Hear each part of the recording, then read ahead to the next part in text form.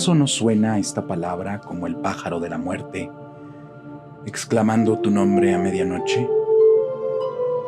Ten cuidado de nunca pronunciarla, porque entonces las imágenes de la vida se disolverán en las sombras.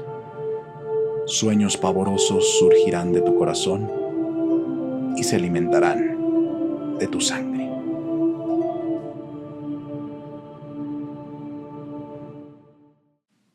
Así aparece la palabra Nosferatu, por primera vez en la historia del cine, en el prólogo de la película del mismo nombre. Es una palabra que suena áspera, antigua. Incluso uno podría decir que suena hasta peligrosa.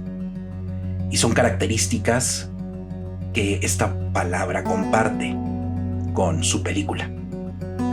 Nosferatu es una película alemana silente de horror, dirigida por el afamado director alemán Friedrich Wilhelm Murnau, estrenada en 1922, cuya trama y personajes están basados libremente, en palabras de sus propios productores, en la novela Drácula, del autor irlandés Bram Stoker.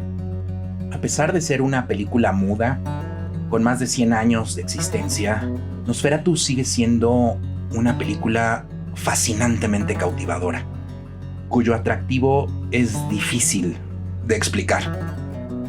Lo que sucede es que Nosferatu es una película misteriosa por donde se la vea, que suele escaparse a las clasificaciones y a las definiciones convencionales.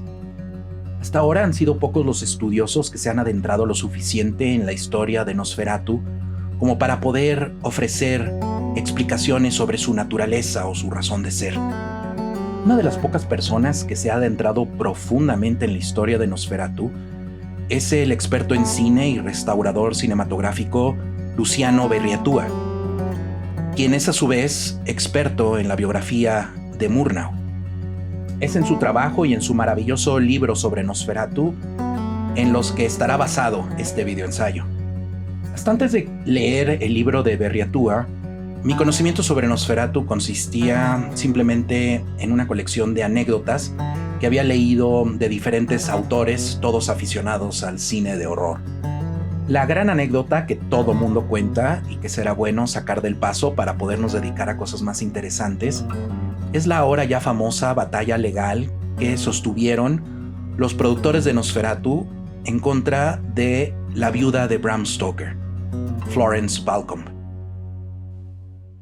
Aunque en los intertítulos iniciales de la película los productores señalan clara y abiertamente que se trata de una adaptación libre de la novela de Stoker, esto no fue suficiente para que una aguerrida e implacable Florence Balcombe no librara una feroz lucha legal para hacer valer los derechos de autor que ella ostentaba en contra del osado atrevimiento de los productores de Nosferatu de haber usado la novela de su fallecido marido sin su permiso. Lo que hay que comprender es de que la viuda no se encontraba en muy buenas condiciones económicas, que digamos, y dependía demasiado del poco o mucho dinero que pudiera obtener de la única obra más o menos lucrativa que le había heredado su marido. Los tribunales de la época, con poco o nada de conocimiento en cuestiones de propiedad intelectual, deciden fallar a favor de Florence, la cual lo que realmente necesitaba era ser remunerada económicamente. El problema es que Branagh Films, la productora de Nosferatu, estaba en la completa bancarrota, pues había sido tremendamente mal administrada, por lo cual no había dinero alguno con el cual se pudiera satisfacer las necesidades de la viuda de Stoker. Finalmente, para resarcir en algo a la ofendida, los tribunales determinaron que todas las copias de la película debían de ser destruidas, sin tomar en consideración lo que ello pudiera implicar para el mundo de la cultura, del arte o de la historia del cine.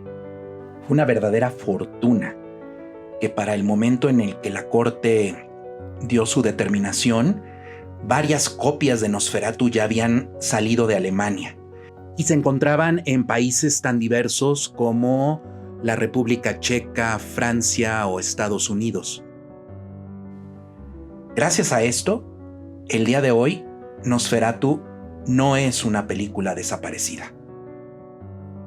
Esta suele ser la gran anécdota que se cuenta sobre Nosferatu.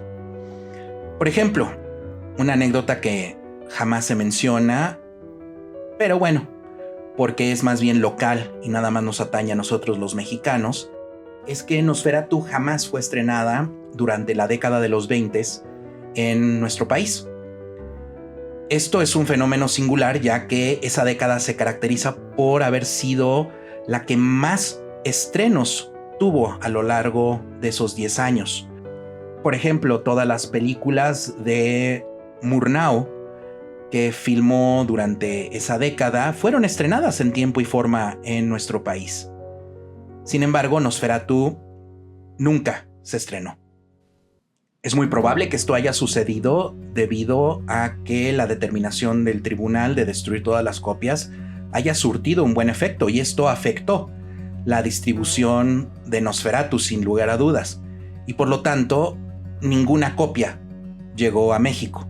Tendrían que pasar muchos años para que se estrenara por primera vez en pantalla grande Nosferatu en una sala de cine mexicana. Esto sucedió durante un ciclo de cine mudo en 1980. Sin embargo, a pesar de haber conocido esta película de manera tardía, esto no quiere decir que Nosferatu no tenga hoy en día un vínculo muy especial con todos los mexicanos.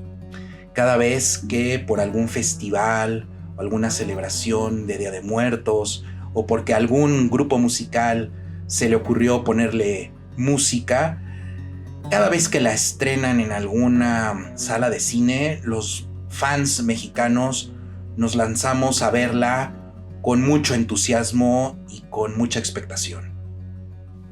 Hay que reconocer que esto es un fenómeno raro, ya que se trata de una película muda, las cuales no suelen ser muy populares, que digamos. Uno no esperaría que fuera tan popular, y sin embargo, lo es. Es una película de culto en toda la extensión de la palabra. De todas maneras, debo de admitir que en su momento me costó mucho trabajo verla de corrido en una sola sesión. Aunque como cinéfilo sostengo que vale mucho la pena ver películas mudas, ya que no solo son ventanas a los albores del siglo XX, sino que también uno puede reconocer en ellas muchas herramientas y muchos elementos cinematográficos que ya se encuentran plenamente desarrollados para la década de los 20 y en los cuales se basa mucho del desarrollo cinematográfico posterior. Ver una película muda de principio a fin sí requiere de bastante paciencia, concentración y mucha motivación. A pesar de todo, hay algo misteriosamente atrayente en Nosferatu. Yo en lo personal me he sentido muy apegado desde hace mucho tiempo a esta película. Mi relación con Nosferatu nace mucho tiempo antes de que yo pudiera ver la película. Fue gracias a uno de estos libros sobre cine de horror o de vampiros que me he dedicado a coleccionar, que descubrí entre sus páginas la fotografía de el actor Max Schreck, caracterizado en su papel del conde Orlok.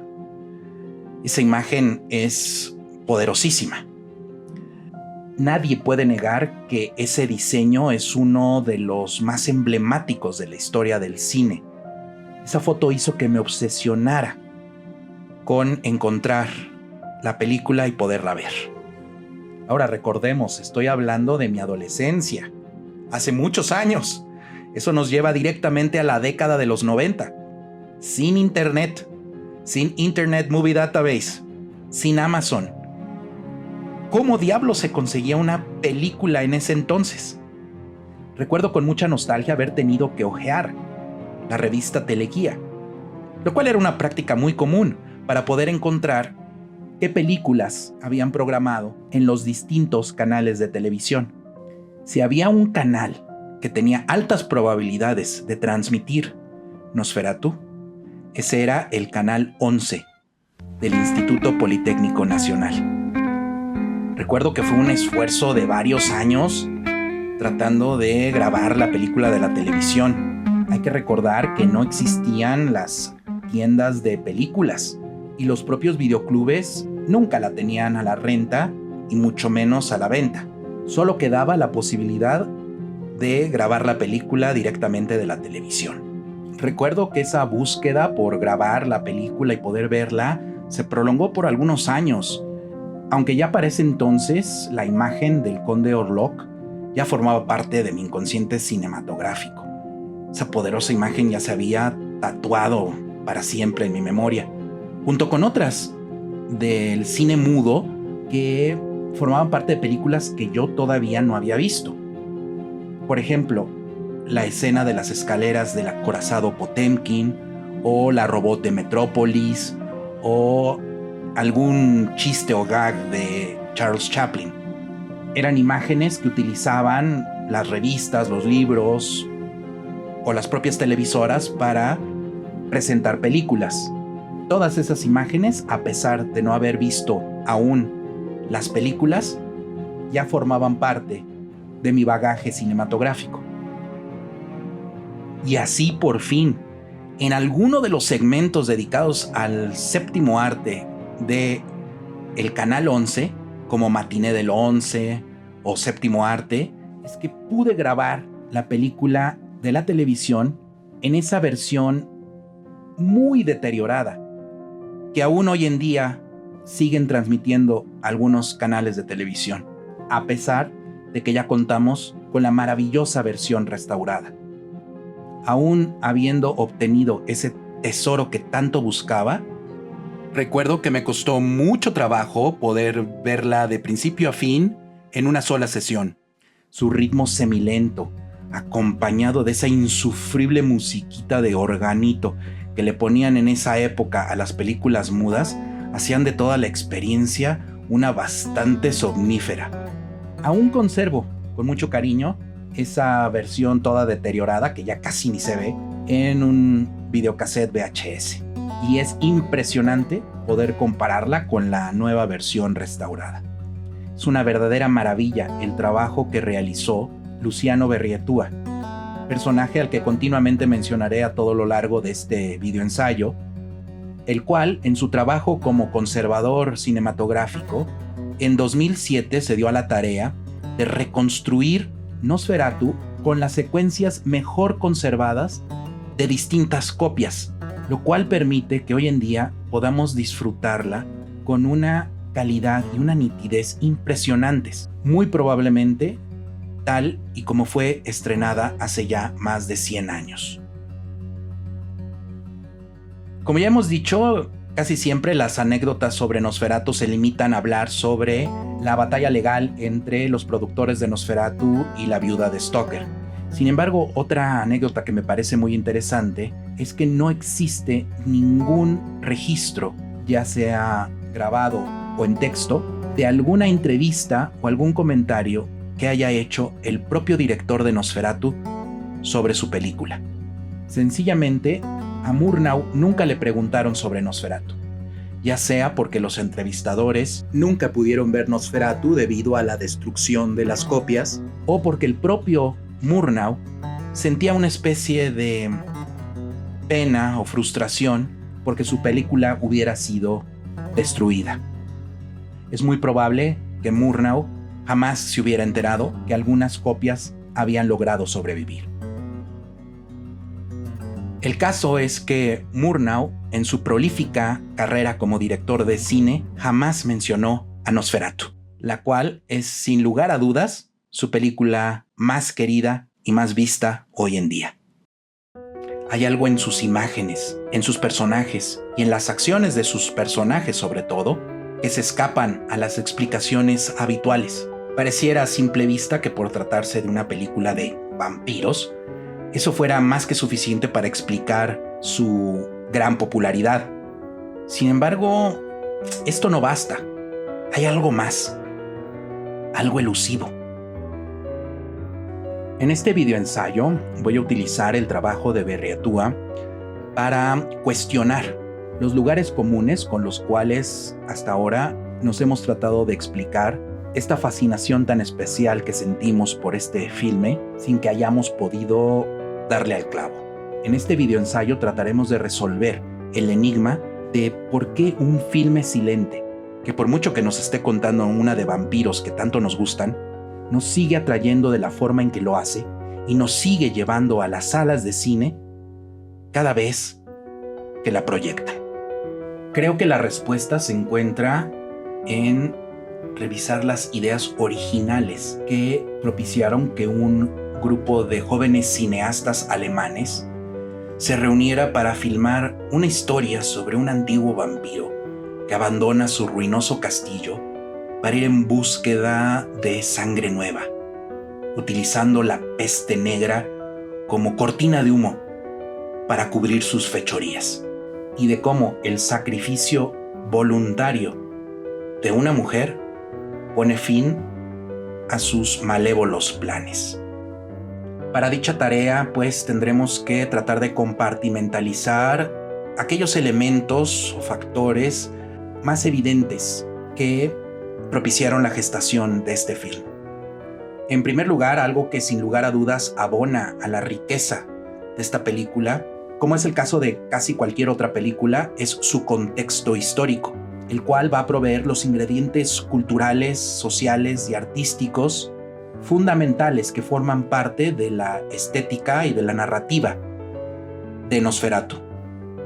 En segundo lugar, tendremos que revisar la historia de los creadores de Nosferatu, pero en específico la de uno de ellos, cuya imagen ha sido eclipsada debido a la tremenda fama y calidad cinematográfica del director de Nosferatu, F.W. Murnau. Revisaremos las evidencias que nos indican que fue el productor y diseñador de producción, el ilustrador alemán Alvin Grau, la verdaderamente maestra detrás de la creación de este filme. Finalmente, una tercera herramienta de análisis que vamos a utilizar para tratar de entender mejor esta película es la de hacer evidentes las diferencias entre la película y el que es, sin lugar a dudas, su material de origen, la novela Drácula, de Bram Stoker. Estas diferencias entre novela y film son, a mi entender, piezas fundamentales para comprender la naturaleza de este centenario filme. Te invito, pues, a que me acompañes a desenmarañar los oscuros misterios de Nosferatu.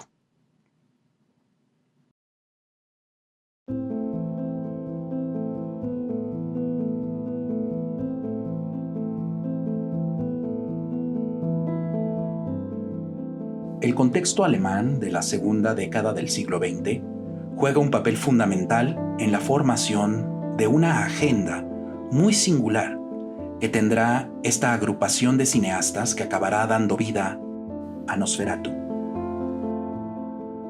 Retrocedamos un siglo a la segunda década del siglo XX en Alemania, donde encontramos a un frágil gobierno tratando de levantarse de la dolorosa derrota de la Primera Guerra Mundial. La Guerra Mundial de 1914 a 1918 masacró y aniquiló a toda una generación de jóvenes europeos y causó la muerte en los campos de batalla de unos 10 millones de soldados. Tan solo Alemania perdió 2 millones de hombres durante los combates y 4.2 millones regresaron a casa conmocionados, terriblemente heridos y en muchos casos desfigurados. Las condiciones propias de la posguerra, aunadas a las condiciones estipuladas en el Tratado de Versalles, hunden a la economía alemana en una profunda crisis que desencadena una terrible hiperinflación. Los precios suben literalmente de la noche a la mañana estrepitosamente. Pero como suele suceder en todas las sociedades modernas, la crisis económica no suele afectar a todos por igual, siendo siempre los más desprotegidos los más afectados. Por un lado, vemos filas enormes de trabajadores desempleados buscando trabajo y filas interminables de amas de casa buscando comida. En muchos casos la gente no tiene otra cosa que vender más que sus cuerpos. Por otro lado, entre las clases altas y medias, surge una muy intensa pero breve creatividad en las artes y las ciencias y una legendaria vida nocturna en Berlín. Los placeres más bajos crean una subcultura de prostitución, juego y licor que se conocen como los locos veintes. Las calles alemanas, principalmente de la capital, Berlín, se convierten en un escaparate de contradicciones. La cultura del cabaret creó espacios que las minorías sexuales aprovecharon para expresarse con mucha mayor libertad que en décadas anteriores. El problema es que este Berlín romántico de postal de hace un siglo estuvo marcado por facetas dramáticamente diferentes. La fragilidad de la democracia en Alemania tras la Primera Guerra Mundial hizo posible que la inestabilidad política, la precariedad económica y la violencia se tornaran experiencias cotidianas. Esta situación, al poco tiempo, contribuyó a la expansión de movimientos radicales tanto de izquierda como de derecha, y a la postre facilitó el fortalecimiento del partido nazi. La hiperinflación, el desempleo masivo y la inestabilidad política generó un ambiente de desesperanza y decadencia. Esta situación gestó una fuerte reacción por parte de la comunidad artística, la cual encontró en la corriente artística en boga el medio ideal para hacer su crítica y su protesta ante las terribles condiciones sociales alemanas: la corriente del expresionismo. Otro fenómeno muy singular que se originó a raíz de este ambiente de incertidumbre y desasosiego, producto de la derrota alemana en la Gran Guerra, y que está íntimamente relacionado con el nacimiento de Nosferatu, es que muchos alemanes, en busca de explicaciones y respuestas de su precaria situación, se dieron a la tarea de hacerlo con mucho ahínco a través del espiritismo, el ocultismo y la metafísica. Pero primero revisemos el papel que jugó el expresionismo en la gestación de Nosferatu, entendiendo en primera instancia qué es el expresionismo.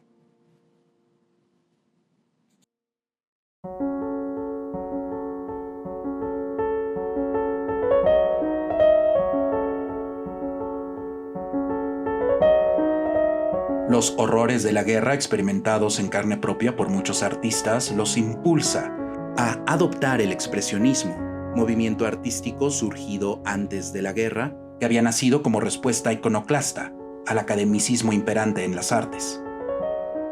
La visión expresionista, en combinación con las experiencias de vida en la guerra y después de ella, crean una estética muy particular en los años 20.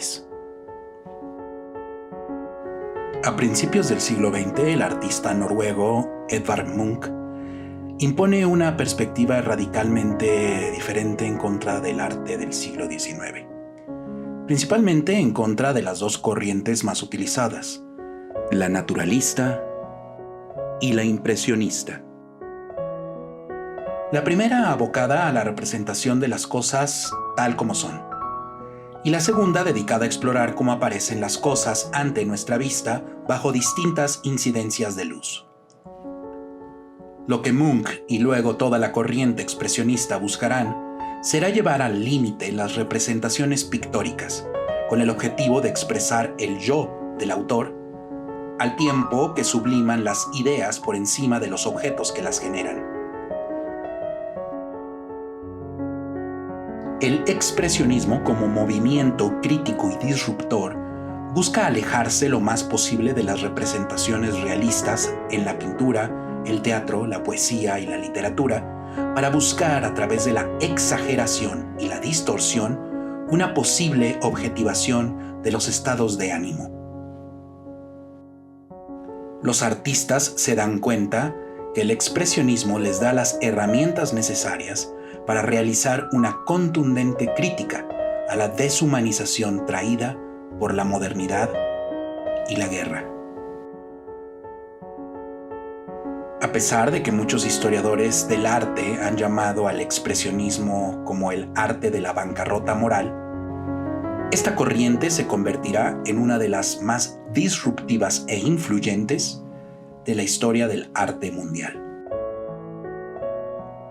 A pesar de que Nosferatu nace en medio de este contexto histórico de angustia, miedo y amenazas que salen por doquier, que sin duda influenció a sus creadores, un sencillo análisis iconográfico y ciertas evidencias históricas nos indican que los creadores de Nosferatu buscaron fuentes de inspiración pictóricas muy específicas, que se alineaban con su propia agenda muy particular y con sus objetivos cinematográficos muy específicos, mas no con las ideas del expresionismo en general. Para entender mejor esto, veamos primero cómo se traducen las ideas del expresionismo al cine, para que podamos entender por qué a Nosferatu se la clasifica como una película expresionista, para después revisar cuáles fueron las influencias pictóricas que alimentaron directamente la imaginación de los creadores de Nosferatu.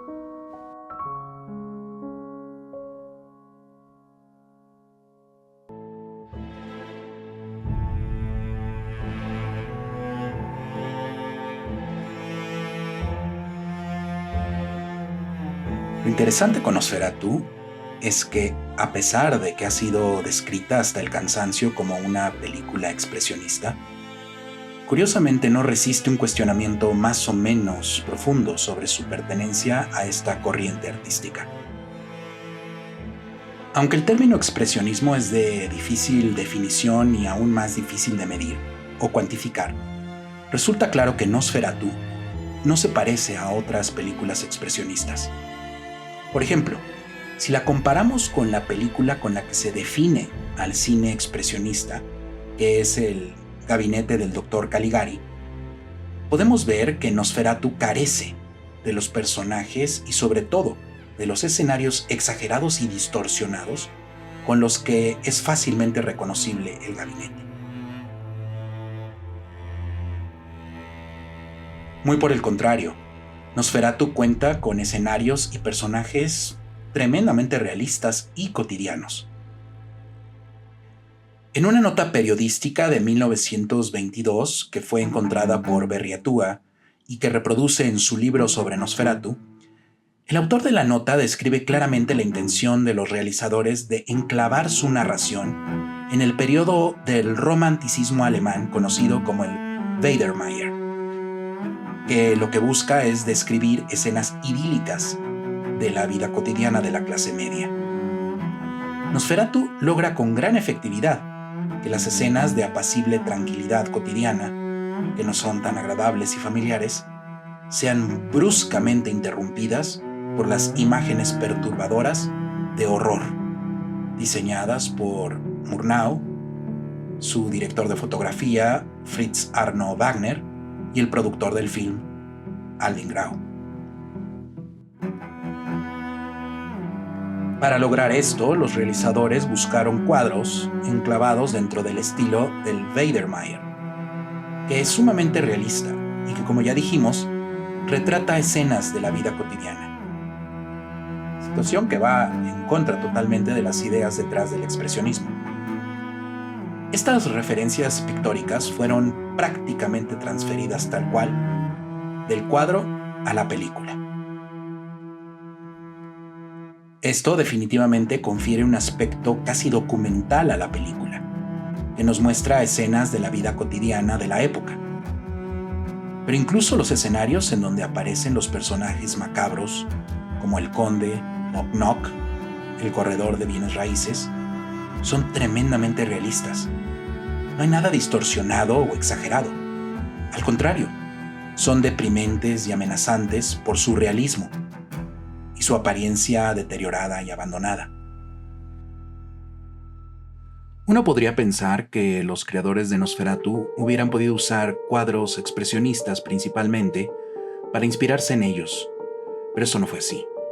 En su mayoría usaron cuadros realistas de diversos temas para crear sus propias imágenes extrañas y perturbadoras, pero siempre enclavadas en un realismo casi documental, que es lo que precisamente vuelve a esta película distinta a otras películas expresionistas.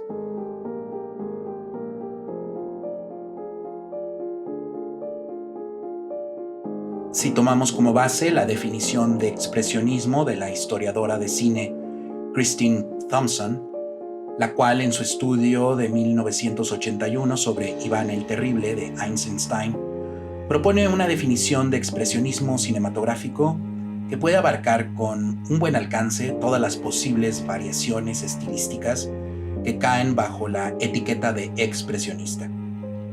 En sus palabras, entonces, el expresionismo es un intento general de minimizar las diferencias entre los 4 aspectos de la mise-en-scène: iluminación, vestuario, disposición y comportamiento de los personajes y ambientación. El cine expresionista hace, en la medida de lo posible, un único material visual de estos aspectos. El resultado es un énfasis en la composición general.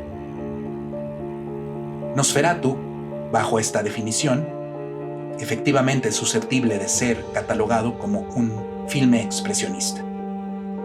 Para ayudarnos a entender este concepto, utilicemos nuestra tercera herramienta de análisis y empecemos a comparar algunas secuencias de Nosferatu con otras adaptaciones de la novela Drácula y con la propia novela. Haciendo este ejercicio analítico, deberemos poder notar con claridad cada uno de los aspectos expresionistas con los que cuenta esta película, como el uso de sombras, claroscuros y altos contrastes, con la finalidad de generar atmósferas lúgubres y tenebrosas, que anteponen las necesidades compositivas del plano a todas las demás. Tomemos pues como ejemplo la secuencia de la llegada de Uther al castillo de Orlok. En muchas otras adaptaciones de la novela, el conde Drácula simplemente abre la puerta y da la bienvenida al personaje de Jonathan. No es el caso de Nosferatu, en donde podemos apreciar una clara intención compositiva de los arcos de la entrada del castillo para generar un arreglo fractal en torno al túnel oscuro de donde emerge el conde. Las lecturas simbólicas de este trabajo compositivo pueden ser muchas. Sin embargo, lo que es cierto es que no podemos separar los diferentes elementos de la composición, porque entonces la secuencia dejaría de impactar de la manera que lo hace. Lo cual es a lo que se refiere Thompson en su definición de expresionismo. Cada elemento dentro del plano juega un papel crucial para generar un impacto estético que proviene principalmente de la composición visual y no tanto del guión o de las actuaciones. Según Siegfried Kracauer, sociólogo y crítico de cine alemán, el expresionismo lo que logra expresar a la perfección son los terrores de la clase media.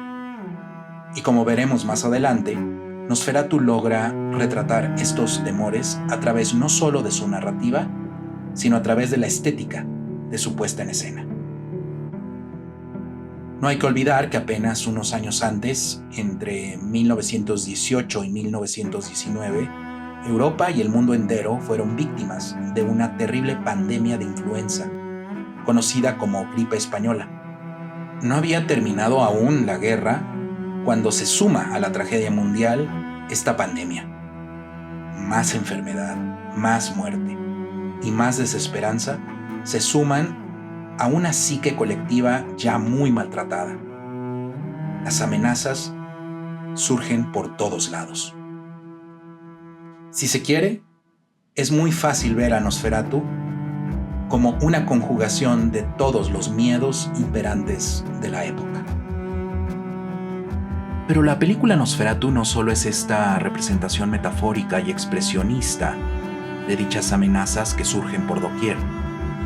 En su argumento, Nosferatu de hecho ofrece una solución muy concreta a todas las enfermedades y la muerte que aquejan a la humanidad. Para entender cuál es esta propuesta de salvación, tenemos pues que conocer a los creadores de Nosferatu.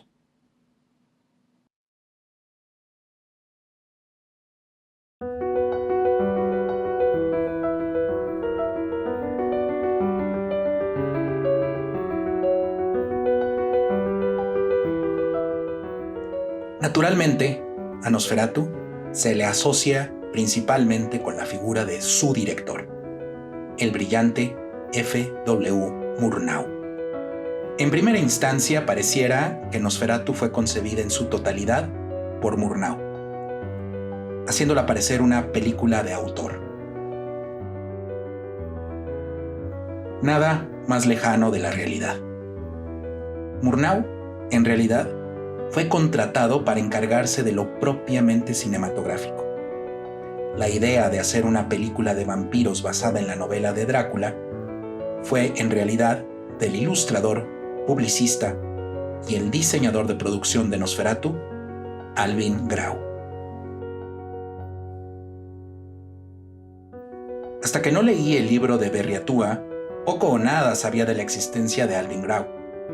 Antes simplemente era el ilustrador que había hecho los carteles publicitarios y los decorados de la película.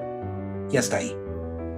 El factor fundamental para entender todo el proyecto de Nosferatu es que Alvin Grau no solo era un gran ilustrador y un gran creativo, sino que era un ocultista devoto. Alvin Grau gustaba de escribir artículos sobre magia, mitología y ocultismo,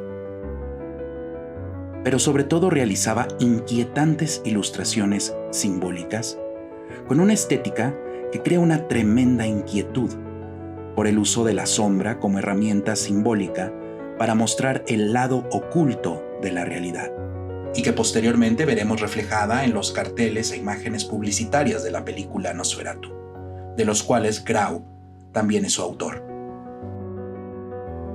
Justamente trabajando como ilustrador publicista en otros filmes, fue que conoció a Murnau y le propuso que se encargara de un proyecto que tenía en mente.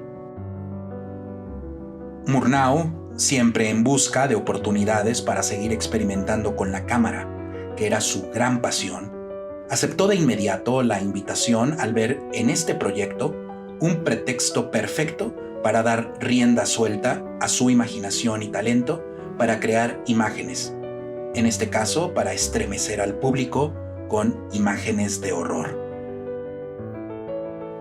Murnau no perseguía ningún otro objetivo más que ese. Pero vayamos separando responsabilidades. Naturalmente que fueron Murnau y su fotógrafo, Fritz Arno Wagner, los responsables de haber realizado este ejercicio cinematográfico de contrastes visuales que producen este efecto tan bien conseguido en Nosferatu, de retratar una realidad cotidiana, idealizada, siendo ultrajada por la amenaza de lo sobrenatural, y que hace honor al eslogan de la película, pues ejecutan una verdadera sinfonía de horror. El responsable de adaptar la novela de Stoker y de escribir el guión fue del maestro del horror silente Henrik Galeen. Pero aún así, Grau fue la mente maestra que detonó todo el proceso. En una entrevista de la época, y que Berriatúa reproduce en su libro, Grau cuenta que mientras fue soldado en la Primera Guerra Mundial y que mientras su destacamento se encontraba en Europa Central, fue donde escuchó por primera vez a los locales platicar historias supuestamente reales sobre vampiros. Grau menciona esta anécdota como su principal influencia para haber querido filmar una película de vampiros, aunque no resulta suficiente para poder explicar por qué decidió adaptar la novela Drácula junto con Galeen para escribir el guión de Nosferatu. Seguramente la lectura de la novela debió haber causado algún impacto en Grau, pero más que impactado por la novela, lo que al parecer el Drácula de Stoker hizo fue reafirmar algunas creencias que Grau sostenía al ser miembro de una logia ocultista. Como ya hemos mencionado, muchos alemanes se volcaron al ocultismo y al espiritismo en busca de respuestas a su precaria situación. Y Grau no fue la excepción. Muy por el contrario, estamos ante un devoto creyente. Por otro lado, aunque hoy en día contamos con una muy escasa información sobre Alvin Grau, sabemos que justamente fue miembro de una logia espiritista y sabemos que el objetivo de dicha logia era transformar al mundo a través del conocimiento de las fuerzas ocultas de la naturaleza. Sabemos que Alvin Grau fue el inspirador, el autor intelectual y pieza clave de un extraño experimento ocultista que tenía por objetivo utilizar al cine para transmitir unos conocimientos secretos que le permitieran a todo aquel que supiera ver abrir una puerta al lado oculto de nuestra realidad ordinaria. Poco o nada podemos comentar de ese mundo extraño de las logias espiritistas. Lo que sabemos de Grau es que fue miembro activo desde su fundación de una sociedad secreta llamada Fraternitas Saturni. Una sociedad secreta con una doctrina muy ecléctica que utilizaba elementos de corrientes de pensamiento esotérico muy diversas y a menudo contradictorias, lo cual hacía que sus miembros permanecieran en un constante debate y en constante confrontación. Al parecer, Grau tenía el objetivo de filmar toda una serie de películas con temas espiritistas, para lo cual fundó la productora Prana, la casa productora de Nosferatu.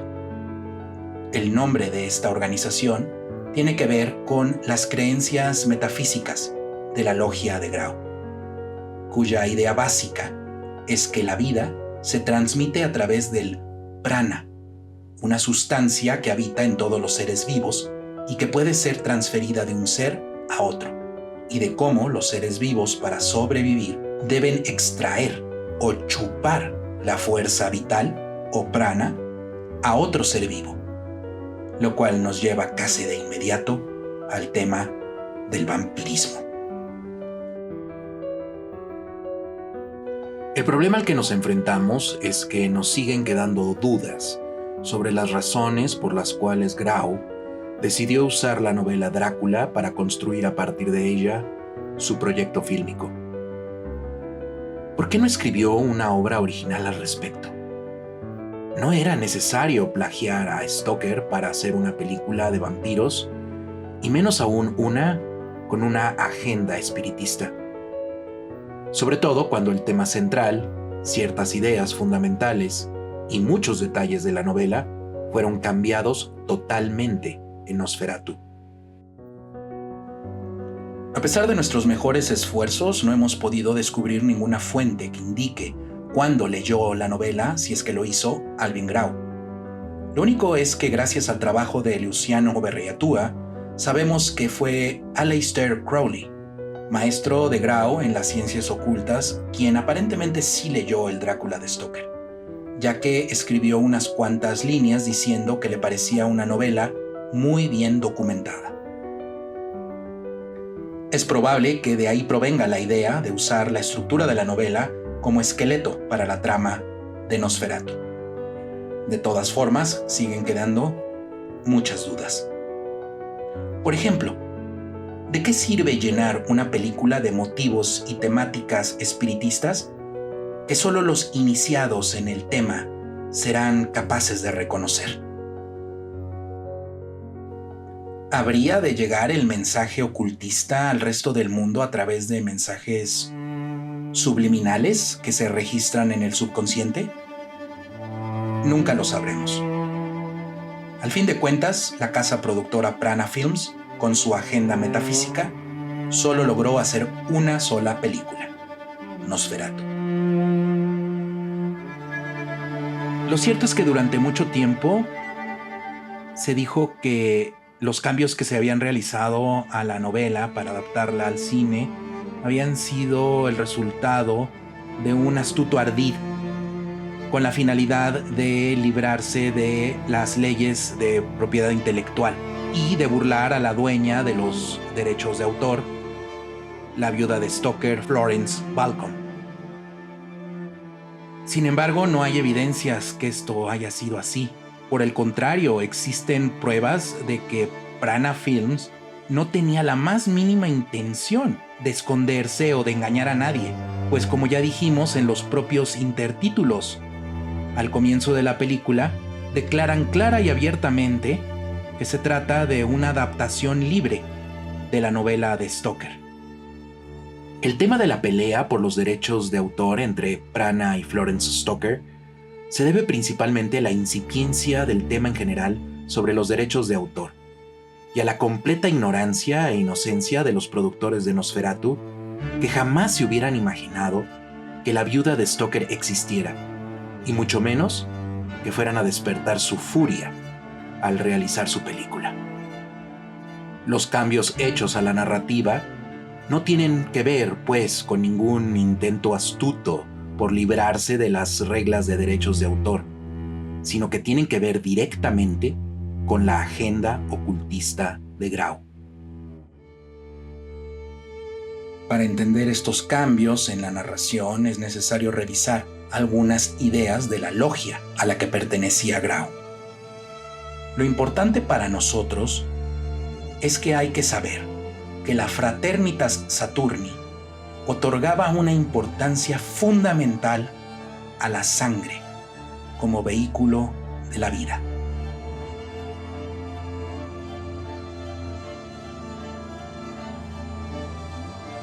Según el pensamiento de Aleister Crowley, todas las grandes civilizaciones han avanzado gracias a los sacrificios de sangre, ya que solo estos pueden alejar las sombras de las enfermedades. Las enfermedades, según Crowley, al igual que la guerra o las plagas que abaten a la humanidad, no tienen causas físicas sino espirituales, creadas por el miedo y la ignorancia. El único remedio efectivo entonces no es uno físico, sino uno espiritual, siendo el sacrificio de sangre el verdadero método para renovar al mundo y salvarlo. Si es que Nosferatu tiene una agenda ocultista, es justamente esta, ya que todos los cambios efectuados a la novela de Stoker para convertirla en el guión de Nosferatu van en torno a este objetivo.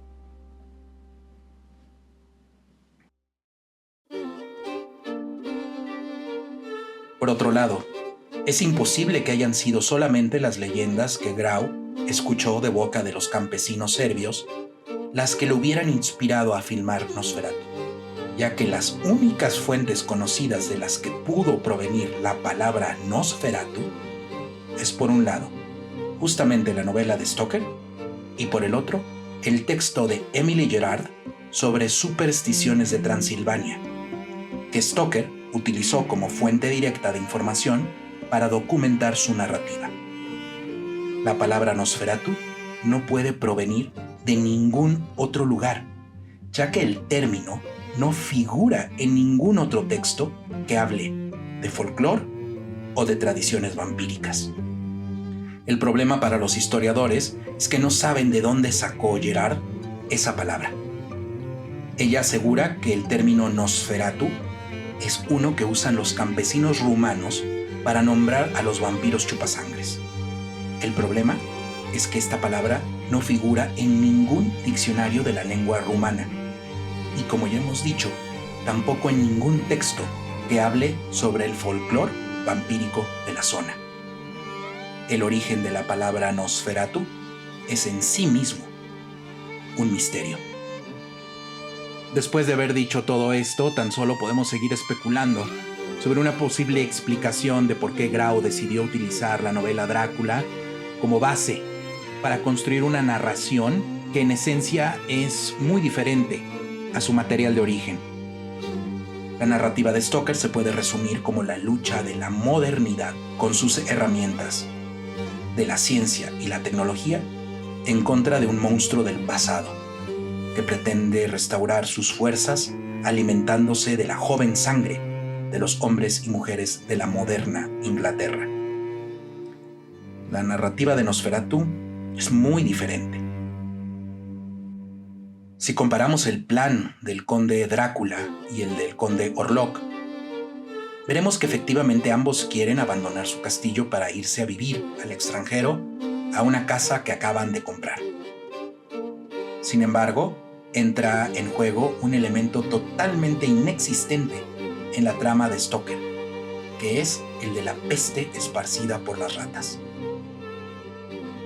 La película no es muy clara ante las intenciones del conde Orlok, pero al parecer pretende usar la plaga como una especie de cortina de humo para distraer la atención de la gente y poder beber sangre sin ser descubierto.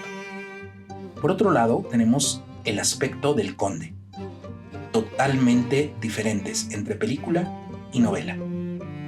Es poco probable que el conde Orlok fuera capaz, como lo anhela el conde Drácula, de caminar por las concurridas calles del poderoso Londres.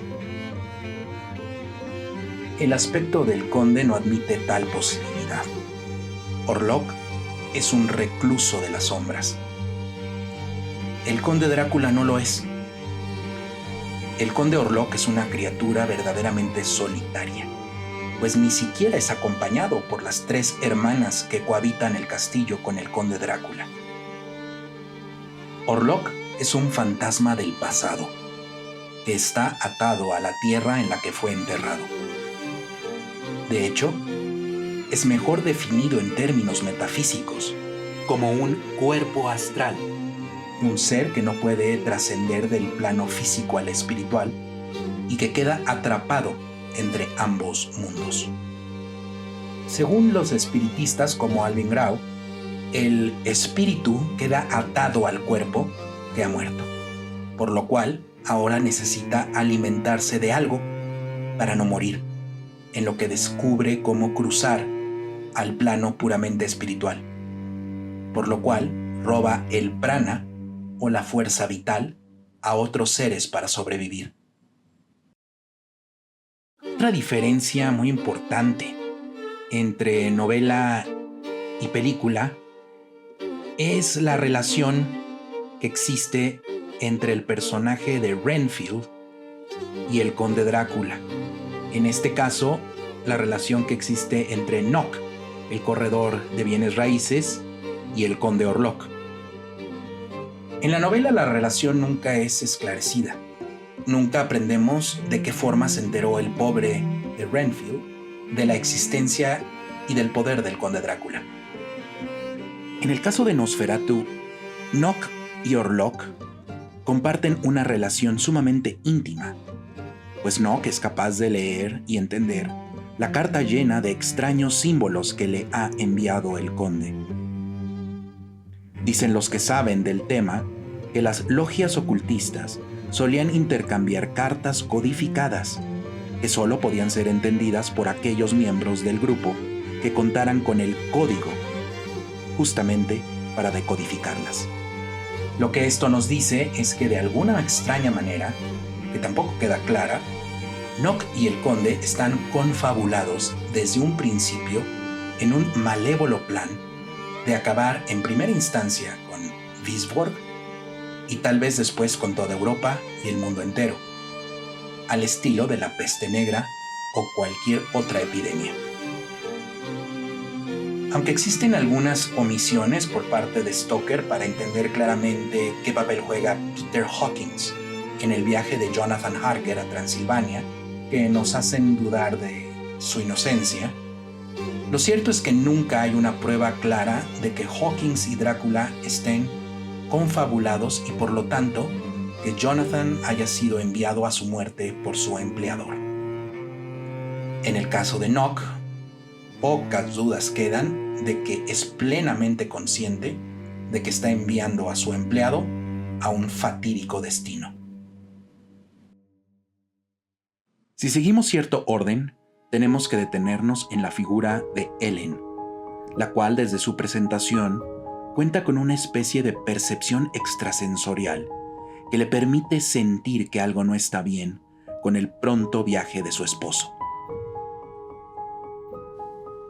Dicha cualidad persiste a lo largo de la historia cuando claramente percibe el ataque del conde a Uther a la distancia. Ellen es la fusión de los personajes femeninos principales de la novela, Lucy y Mina, en uno solo, pues comparte características con los dos personajes. Camina dormida como Lucy y espera ansiosamente el regreso de Uther, como Mina espera el de Jonathan.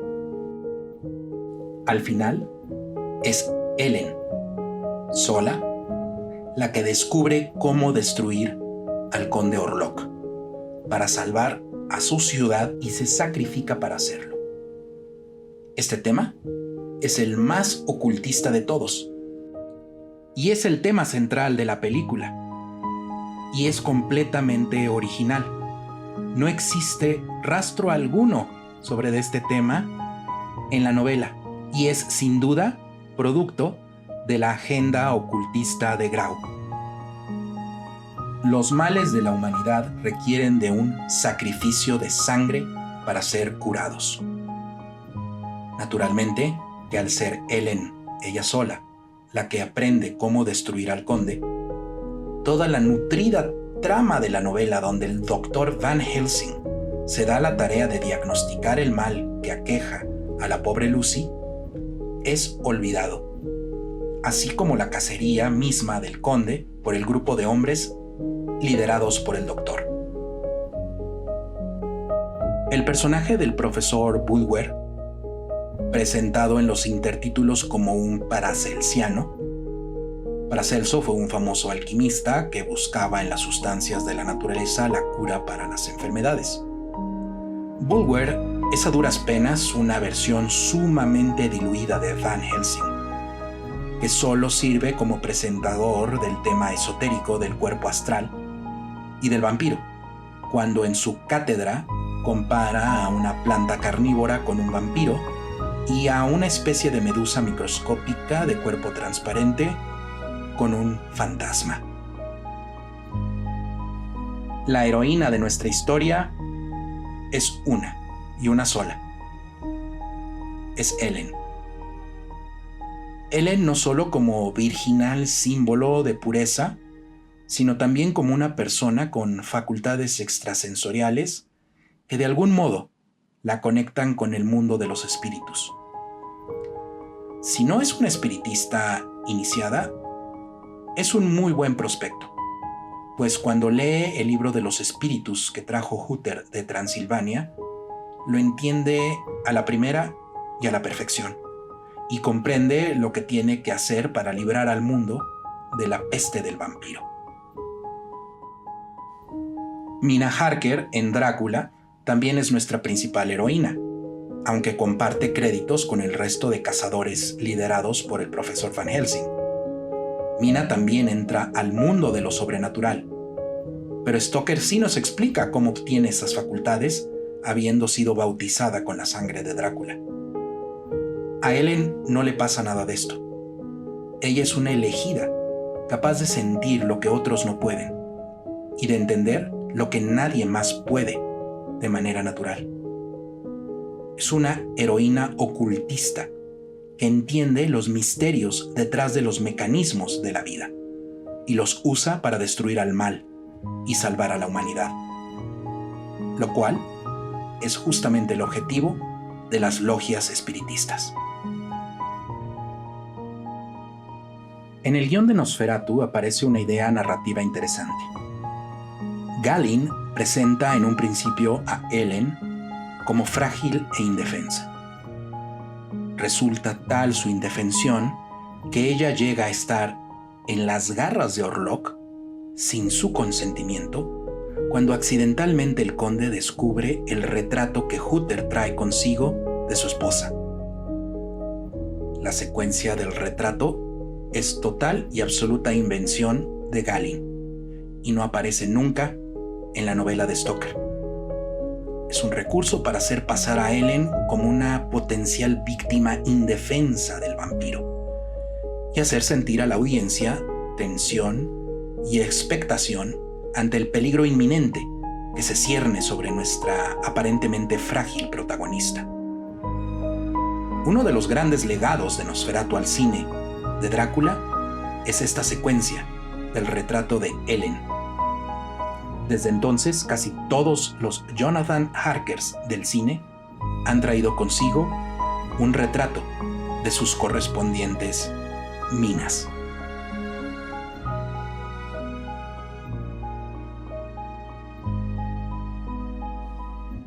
Ellen, pues, toma la responsabilidad en sus manos de eliminar al temible conde, ella sola.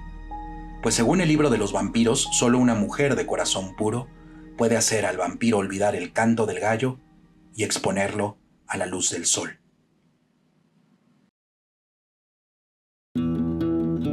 Para la cacería que encabeza Van Helsing en la novela, el profesor arma a sus cruzados con toda suerte de armas físicas y espirituales para contrarrestar los poderes del conde, comenzando por los símbolos religiosos como la hostia y la cruz. En Nosferatu no hay símbolos religiosos. Los únicos símbolos que aparecen a todo lo largo del filme son runas y símbolos ocultistas, que si tienen algún significado no es explícito en la película. Y tendremos que esperar a que algún iniciado en las ciencias ocultas se dé a la tarea de darles sentido. El gran arma en contra de Nosferatu es la luz solar. Y este es otro de los grandes legados de Nosferatu al cine de vampiros. El sol como arma letal para eliminar vampiros, que ha sido utilizada en incontables relatos y películas. La luz solar como arma letal en contra del conde no es parte de la narrativa de Stoker. Por el contrario, el sol es utilizado por el conde Drácula para hacerse pasar por un miembro normal de la sociedad, al aparecer en público a plena luz del día.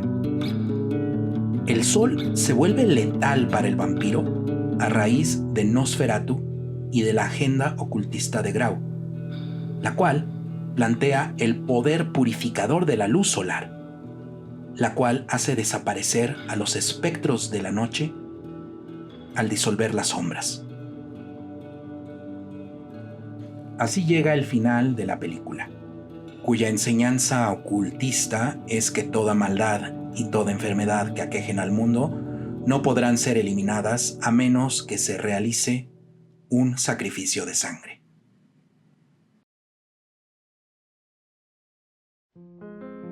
Naturalmente que en este acto de autosacrificio también es reconocible un muy poderoso componente erótico, cuando el conde queda absorto en la acción de amar a Ellen, de hacerla suya, de chuparla, de matarla.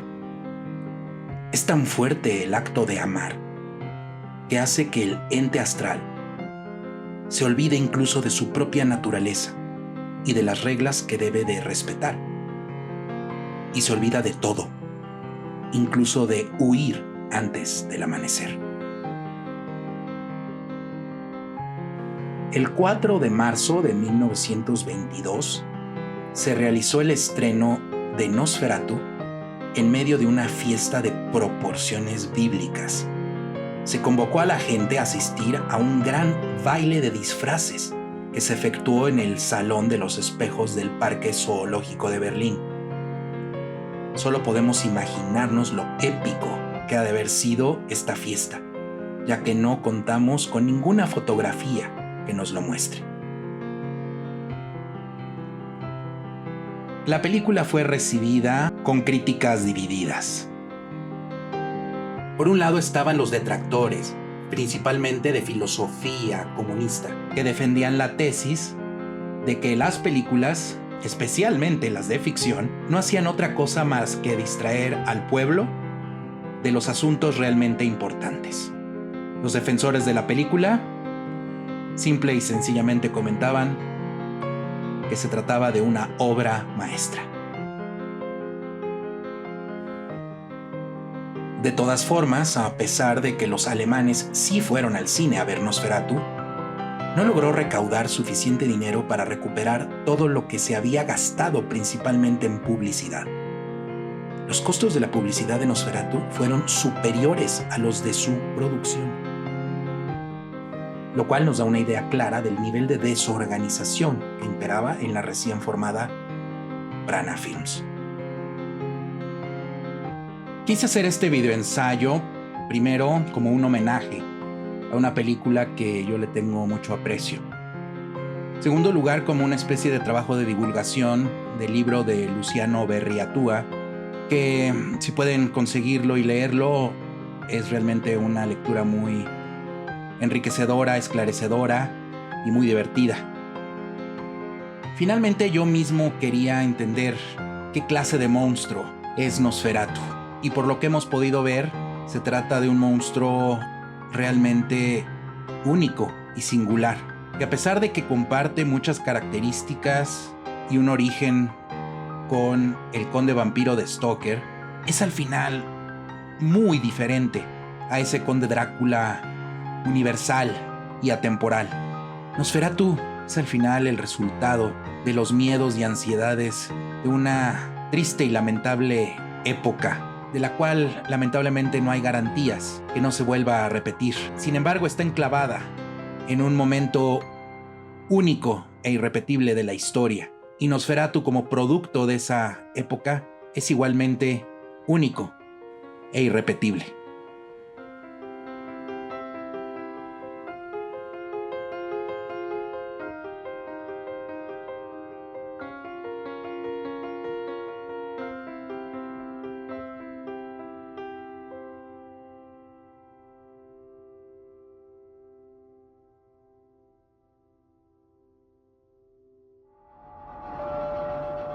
Pósters conmemorativos de Nosferatu, disponibles en etsy.com/shop/Fanticlan.